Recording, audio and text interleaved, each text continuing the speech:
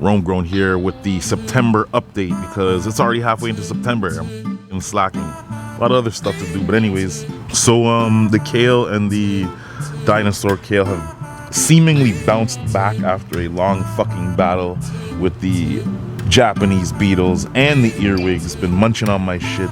You know what I mean? Getting on my fucking nerves. Even the moths have been somehow attracted to the kale plants. And this is my first year planting kale, so I'm still learning a lot about it. Every goddamn rabbit or whatever wants to eat this thing, so I had to prop it up. The Greek basil is basically all but destroyed. The medium did stay pretty damp for the most part, and I wish it did dry out. I would try planting this into one of my regular fabric pots next year. I just ran out of pots. That's why that's not doing good. The red Reuben here got munched on early in the year, and it never really seemed to bounce back, unfortunately. I'm kind of upset about that because I like the red Reuben, and I like the way that it adds color to my basil mix, and it does add a very deep flavor to it. My spicy globe basil, as you can see here, obviously didn't do too well. It's just completely too damp. The soil is very, very heavy here, and you know, it hasn't been that hot of a tail end of the summer. The hardier plants, as you can see, are more into the line of the, you know, the oreganos. So this is the regular oregano. As you can see, this is flowering a little bit, so I do have to do some trimming. I am going to take these things down a notch just because it's at that time of season where I can get one final cut in. And you know, when you're heading into the fall season, you kind of, you know, you want to get your plants situated before fall really sets in.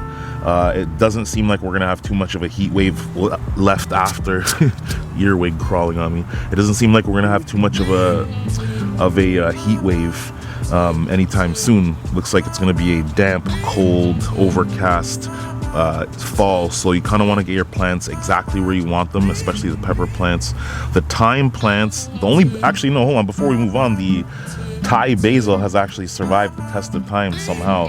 Beautiful flowers that are coming off of this. I am going to trim these off and hopefully get some more leaves for the winter time, because you know, pho is great to have in the winter because it's soup. The thyme is doing very, very well, as you can see here. Boosting. This is probably my second or third cut off of it. I will be trimming all this stuff after the video is done. The lemon thyme's also doing very well. Variegated lemon thyme, and we do have our garden thyme here, the regular version. You know, a little bit of trimming and stuff to do here. The mint bounced back somehow. The middle of it didn't do so well, but you know, it did bounce back. Mint is basically invincible. This is a zombie plant. I literally didn't do anything. I didn't even plant any seeds. This thing just grew and grew from last year. The rosemary plants have obviously started to get into their flowering cycle. I do need to give them a bit of a feed, I think. I did feed them, but not super harshly because I didn't want to overfeed.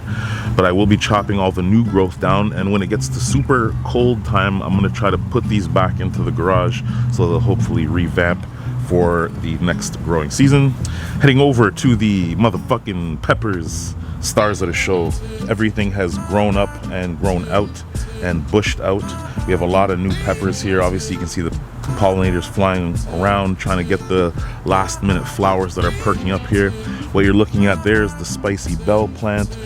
This thing is basically, you know, it looks like a regular bell pepper plant, but there's a little bit of kick to these little motherfuckers. Some of them, when you let them ripen, they get hot as fuck.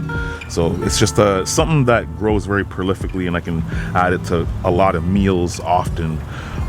Right next to it is the Carolina Reaper plant.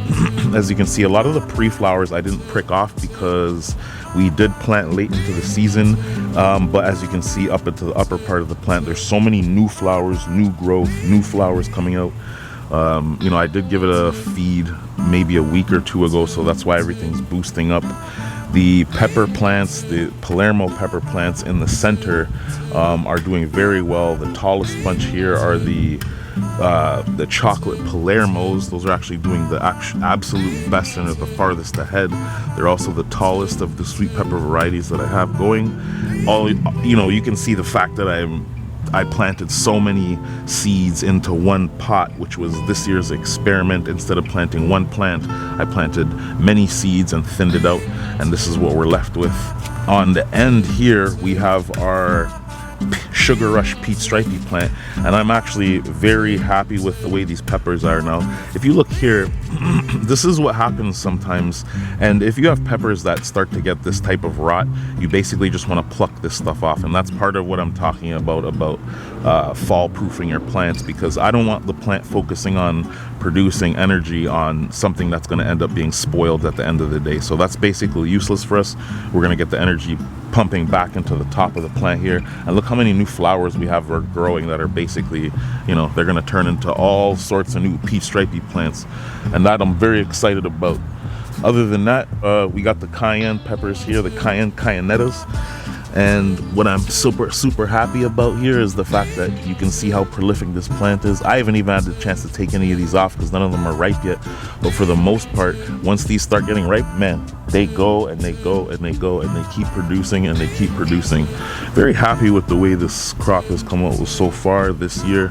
I did not plant any Scotch bonnet plants because I'm still working my way through the jars from last year. So garden herbs, vegetables, I try to grow the things that I actually cook with and use the most. That way I don't have to buy it from the goddamn grocery store because this shit's expensive as fuck.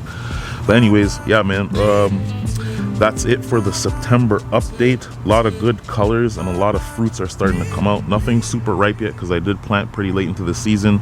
Let me know how you guys' garden's doing this year, and let me know how far ahead your peppers are. I've already gotten gifted peppers from people that have already finished their shit off, so it's gonna be a late growing season. But anyways, I'm excited to see what comes out. See you guys on another one, man.